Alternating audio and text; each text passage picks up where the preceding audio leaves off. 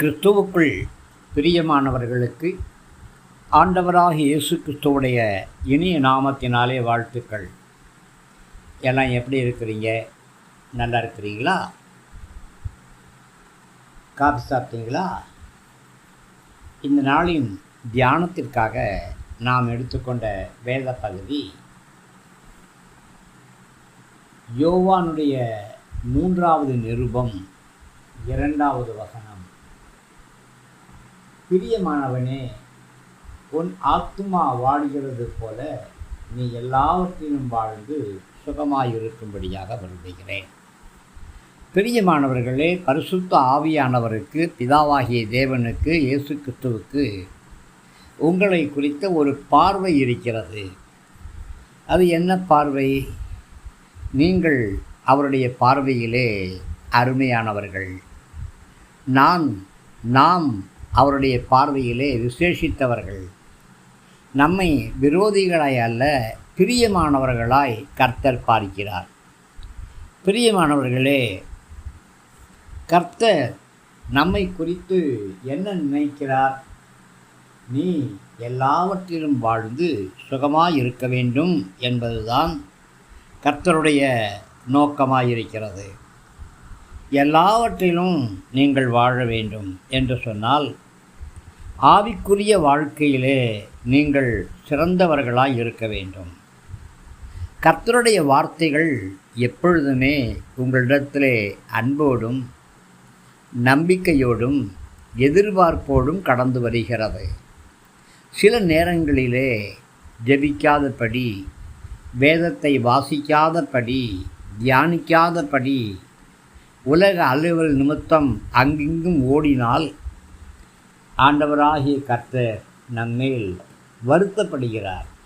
கோபப்படுவது கிடையாது. என் பிள்ளை என்னுடைய பாதத்துக்கு வராமல் ஓடிக்கொண்டே இருக்கிறானே என்று சொல்லி அங்கலாய்க்கிறார். நீங்கள் அவருக்கு பிரியமானவர்கள். அதனாலே உங்களுடைய ஆவிக்குரிய ஆசீர்வாதங்களிலே கர்த்தர் அக்கறையுள்ளவராய் இருக்கிறார். அதே நேரத்திலே உலகப் பிரகாரமான ஆசீர்வாதங்களிலும் நீங்கள் செழிப்பாக இருக்க வேண்டும் என்று ஆண்டவராகிய கர்த்தர் சொல்லுகிறார். கர்த்தர் தன்னுடைய பிரியத்தை, தன்னுடைய அன்பை, தன்னுடைய நேசத்தை, பாசத்தை, பற்றை, பரிவை எப்படி வெளிப்படுத்துகிறார் தெரியுமா?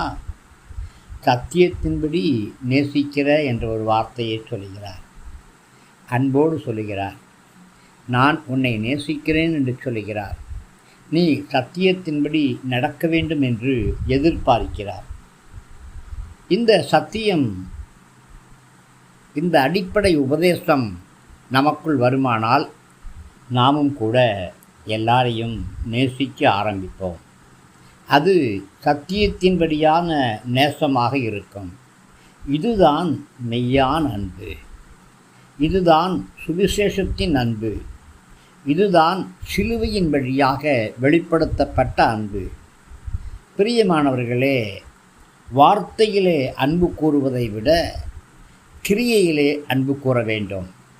சத்தியத்தின்படி அன்பு கூற வேண்டும். அப்படிப்பட்ட அன்புதான் மெய்யான அன்பு.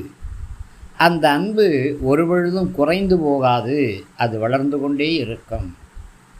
ஒரு விதை பூமியிலே போடப்பட்டு விதைக்கப்பட்டு அது சின்ன செடியாக பிற்பாடு ஒரு மரமாக வளர்ந்தால் அந்த மரத்திலிருந்து 1000 விதைகள் உருவாகுமே தவிர அந்த மரம் மீண்டும் ஒரு விதையாக மாறாது.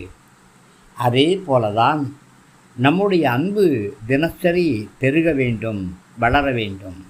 ஒரு பக்தன் இப்படியாக பாடினான். அன்பை தந்து இயேசுவை பாடுவேன், அன்பை தந்து இயேசுவை பாடுவேன், அருளை தந்தேன் இயேசுவை பாடுவேன் என்று சொல்லி ஒரு பக்தன் பாடினான். ஃபாதர் அழகாக பாடியிருக்கிறாங்க. அன்பு கூறுவேன் இன்னும் அதிகமாய். ஆம் பிரியமானவர்களே, நம்முடைய அன்பு வளரக்கூடிய அன்பாக இருக்கணும். தேவன் அதை விரும்புகிறார். ஆண்டவராகிய கர்த்தர் உங்களை அன்போடு தான் பார்க்கிறார். உங்களை வாழ்த்தும் பொழுது அன்போடு வாழ்த்துகிறார், அன்போடு வாழ்த்துகிறார், அன்போடு வாழ்த்துகிறார். உங்களுடைய ஆத்துமா நிச்சயமாக வாழ்கிறது என்று சொல்லி ஆண்டவராகிய கர்த்தர் சொல்லுகிறார். விசுவாசத்தின் போராட்டத்திலே, வாழ்க்கையின் போராட்டத்திலே கர்த்தர் கைவிட்டாரா? கர்த்தர் என்னை கண்ணோக்கி பார்க்கவில்லையா? என் ஆத்துமா தொய்ந்து போயிருக்கிறதே, தளர்ந்து போயிருக்கிறதே என்று சொல்லி கலங்கி தவித்து கொண்டிருக்கிறீர்களா?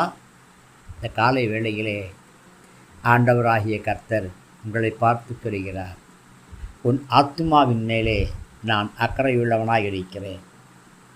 இந்த உலகத்திலே உலக பிரகாரமான ஆசீர்வாதங்கள் அநேகம் அநேகம் அநேகம் இருக்கலாம். மாட மாளிகைகள், கூட கோபுரங்கள், கட்டின வீடுகள், பங்களாக்கள், கார்கள் எல்லாம் இருக்கலாம், எல்லாம் இருக்கலாம். அதெல்லாம் தேவன் கொடுக்கக்கூடிய ஆசீர்வாதங்கள் தான்.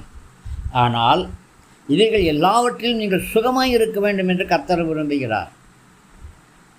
என்னுடைய ரட்சிக்கப்பட்ட காலங்களுக்கு முன்பாக ஒரு கம்பெனியிலே நான் வேலை செய்தேன். அவங்க எது ஃபோன் பண்ணி கேட்டாலும் எனக்கு தெரியாது. ப்ரொடக்ஷன் மேனேஜராக இருந்தேன். ப்ரொடக்ஷனை குறித்து ஒன்றுமே தெரியாது. அப்போது எங்கள் முதலாளி சொல்லுவார், உனக்கு என்னடா தெரியும் குமாரே அப்படிம்பார். நான் சொல்லுவேன், ஐயா இயேசு உங்களை நேசிக்கிறார் ஐயா, உங்களுக்காக இயேசு சிலுவையில் அறையப்பட்டார் ஐயா, ரத்னம் சிந்தி மரித்தார் ஐயா, அதான் எனக்கு தெரியும் அப்படின்னு சொன்ன பொழுது அவ்வளோ பெரிய கோடீஸ்வரன் கையை பிடிச்சி சொல்லுவார், குமார் நீ சாமியாரை போகத்தாண்டா லாய்க்கு, ஏண்டா இங்கே வந்து கழுத்த இருக்கிற, ஆனால் உன்னை நான் ஏன் வேலைக்கு வச்சுருக்கிறேன்னு தெரியுமா? ஒரே ஒரு காரியம், நீ உண்மையாக இருக்கிற, நீ அன்பாக இருக்கிறேன்னு சொல்லுவார். அவருடைய கடைசி நாட்களிலே அவர் இயேசுவை ஏற்றுக்கொண்டு சொந்த இரட்சகராக ஏற்றுக்கொண்டு கர்த்தருக்குள் நித்திரை அடைந்தார். பிரியமானவர்களே, உலகத்திலே ஒரு மனுஷன் எவ்வளவு ஆஸ்தியை சேர்த்து வைத்தாலும் அதனால் பிரயோஜனம் கிடையாது. ஆஸ்தி தேவைதான், அந்தஸ்து தேவைதான். அந்த முதலாளியின் வீட்டுக்கு நான் சாப்பிட போகும் பொழுது எனக்கு நல்ல ஒரு விருந்து செய்தார்கள். அதே நேரத்தில் அவருக்கு ஒரு சக்கரத்தில் ஒரு சேரில் உணவு கொண்டு வந்தாங்க. கர்த்தருக்கு ஸ்தோத்திரம் உண்டாகட்டும். அதை திறந்து பார்த்தா அதில் உப்பு இல்லாத ஒரு கூழ் சாப்பிட்டுட்டு இருந்தார். அதுதான் அவருடைய டயட்டாக இருந்துச்சு. தேவன் அந்த கட்டை உடைத்தார், அவரை விடுதலையாக்கினார். நல்ல விதமாக ஆகாரங்களை புசித்து மகிழ்ச்சியாக இருந்தார். பிரியமானவர்களே, எந்த கட்டுகளும் கர்த்தருடைய சத்தியத்துக்கு முன்பாக, கர்த்தருடைய அன்புக்கு முன்பாக நிலை நிற்க முடியாது. எது உங்களை கட்டி வைத்திருக்கிறது? கடனா, வியாதியா, குடும்ப பிரச்சனையா, வறுமையா, போராட்டமா, பிரிவினைகளா? இவைகள் எல்லாவற்றையும் ஆண்டவராக இயேசு கிறிஸ்துவின் சத்தியமும் உங்கள் மேல் வைத்திருக்கிற அன்பும் குலைத்து போடும், குலைத்து போடும், குலைத்து போடும். பிரியமானவனே, பிரியமானவளே, உன்னுடைய சரீரம் சுகமாக இருக்க வேண்டும். நீ நல்லா இருக்கணும்னு சொன்னால் உன் சரீரம் நல்லா இருக்கணும், உன் கண் நல்லா இருக்கணும், கை நல்லா இருக்கணும், உன் கால் நல்லா இருக்கணும். தேவன் அதைத்தான் விரும்புகிறார். உங்களுடைய ஆத்துமாவும் சுகமாக இருக்கணும், உங்களுடைய சரீரமும் சுகமாக இருக்கணும். ஆம், ஆண்டவராகிய கர்த்தர் இந்த காலை வேளையிலே உங்களை வாழ்த்தும்படியாக விரும்புகிறார். உங்களுடைய சரீரத்தை தொடும்படியாக விரும்புகிறார். ஆண்டவராகிய கர்த்தருடைய கரம் உங்களுடைய சரீரத்தை தொட்டு கொண்டிருக்கிறது. உச்சந்தலையிலிருந்து உள்ளங்கால் வரையிலே தேவ பிரசன்னம் உங்களை நோக்கி கடந்து வந்திருக்கிறது. ஓ, தெய்வீக சுகம் உங்களுக்கு நேராய் கடந்து வருகிறது. தெய்வீக ஆசீர்வாதங்களுக்கு நேராய் கடந்து வருகிறது. செயல்படாத உறுப்புகள் செயல்படும்படியாக கர்த்தர் அனுகிரகம் செய்கிறார். கல்லாய் காணப்படக்கூடிய காரியங்களை சதையாக கர்த்தர் மாற்றும்படியாக விரும்புகிறார். நீ எழுந்து காலூன்றி நில் என்று கர்த்தர் கட்டளையிடுகிறார். பிரியமானவர்களே, உங்களுடைய ஆத்துமா வாழ்வது போல நீங்கள் எல்லாவற்றிலும் வாழ்ந்து சுகமாய் இருக்கும்படியாக கர்த்தர் விரும்புகிறார். நானும் விரும்புகிறேன். தேவ கரம், தேவ கிருபை உங்களோடு கூட இருக்கட்டும். கர்த்தர் உங்களை ஆசீர்வதிப்பாராக. ஆமேன், ஆமேன். கிறிஸ்துவுக்குள் பிரியமானவர்களுக்கு அபிஷேகம் செய்யப்பட்ட இந்த ரேமா வார்த்தைகள் உங்களுக்கு ஆசீர்வாதமாக இருக்கும்னு விசுவாசிக்கிறேன். தயவாக நம்முடைய ஜீசஸ் பிளஸ்ஸிங் யூடியூப் சேனலை லைக் பண்ணுங்கள், ஷேர் பண்ணுங்கள், சப்ஸ்கிரைப் பண்ணுங்கள், கமெண்ட் பண்ணுங்கள். இது விசுவாச அடிப்படையில் நடக்கக்கூடிய ஊழியமாக இருக்கிறபடியினால் உங்களை உற்சாகமான காணிக்கைகளால் நம்முடைய ஊழியங்களை தாங்குங்க. கிருபை கூட இருக்கட்டும். ஆமேன், ஆமேன், ஆமேன்.